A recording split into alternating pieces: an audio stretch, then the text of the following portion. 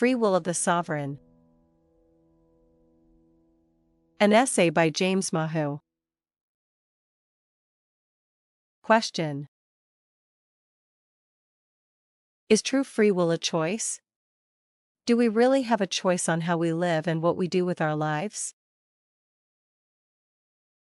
Answer: Free will is simply the way the one and all operates in order to create authentic learning. It is the design at the foundational level. You could call free will a fundamental premise upon which all life rests. If there was a single atom that was controlled by one and all, it could remove free will from the experience and expression of all life forms. One atom. That is the interconnectedness that we all share. In order for free will to be the breath of life, all life, it must be untethered to spacetime.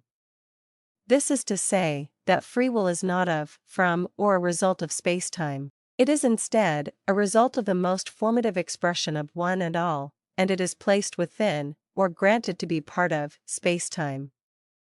As one would place a toy boat on the surface of an ocean. What you have asked about is really more of an application of free will. Free will is like having oxygen, and applications of free will are more like breathing. By breathing, we are putting free will to use, to an application.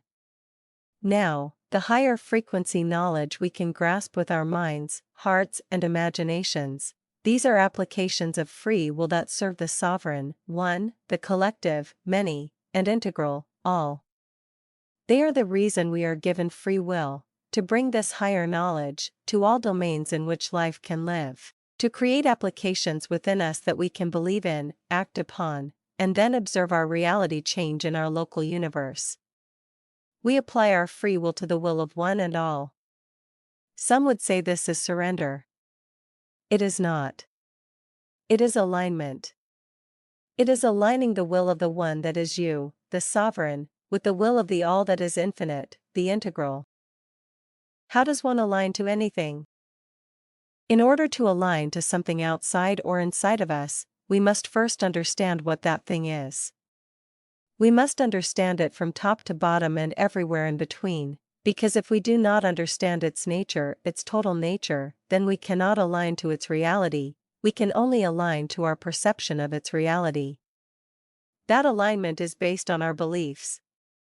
Thus, alignment to the highest understanding of one and all that we can contain in a moment of spacetime, is an application of free will. We understand that this application in a moment of spacetime is imperfect and incomplete, but we apply our free will to expand upon it, to add insights into it, and to make it more widespread in its value to one and all. Let me give you a more tangible example. If love is the basis of free will, the one and all is love. Then aligning our free will to one and all is really understanding that love is the fractal upon which all life is built. If our choice is to align to this omnipresent love upon which all life depends and is interconnected, then we can align our will to the will of one and all without philosophical hardship or mental gymnastics.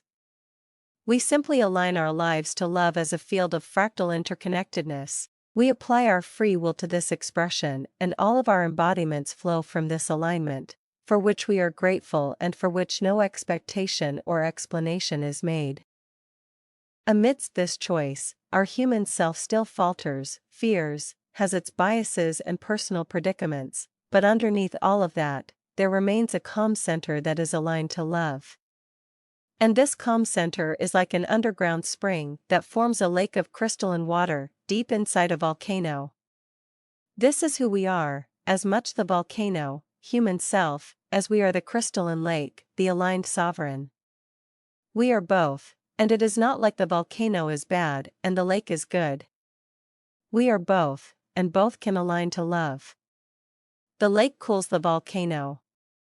It reduces its fomentation. It brings navigational partnership to the human self and sovereign. And the volcano brings learnings to the sovereign. Expressions and experience and embodiments, like lava, its liquid fire, flowing from its deepest core. This melding of human and sovereign, of seeing these two distinct entities as one, And then seeing this one partnership aligned to one and all as a lens of learning and expression, this is an application of free will that deserves our contemplation. Your statement is not wrong, it is incomplete, and that is what I am trying to show you in my response.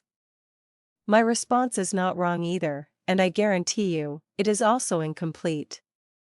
Everything that the mind can comprehend and then express in words is instantly incomplete. Yet, there are distinctions in the degree of completeness, and these distinctions can be subtle yet important. And that is what I am really endeavoring to explain. And this is why becoming blank, neutral, unmeasured, and open is important to experience and to set aside time to be in this state. There is nothing more valuable in our local universe than the apportionment of time.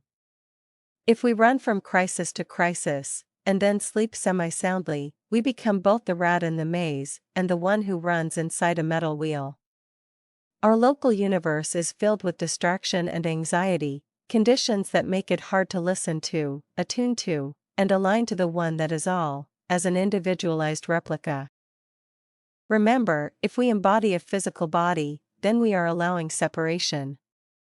We are stepping outside of our true nature into a comparative dream world where we can feel separate from ourselves in the same way that one and all feels separate from itself. We experience the echo of this most fundamental of all experiences in all dimensions of existence. Nothing is untouched by this echo. Its resonance is omnipresent. In its most native form, it is love.